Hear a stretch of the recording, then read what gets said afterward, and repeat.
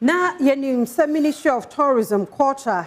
and Creative Arts, one more ato Osha Faults. Ahodoɔ bi mu ne ade nanso nu ani nansa bi one more akwa bi Osha Fault any James Fault hono mu a one more ede hyehye pa gu na kwan emu sebe ya de hye beba ho bibia ebekoye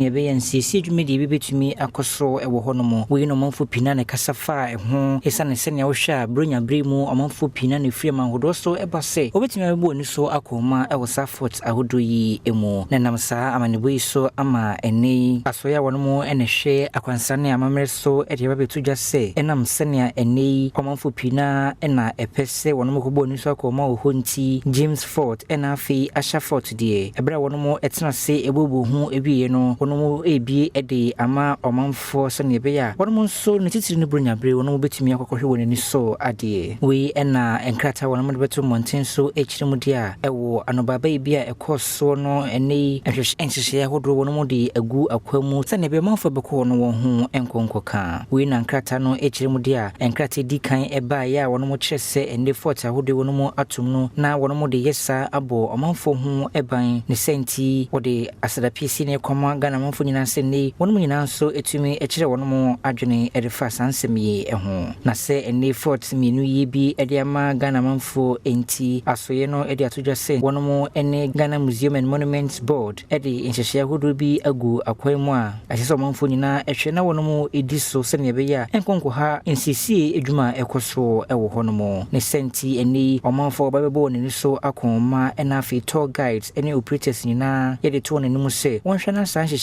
wono mu eniso sankrata beto monten sui oswafo a wono da asoye hwe akwansane amamre so ablaji fako machinsa ene hyase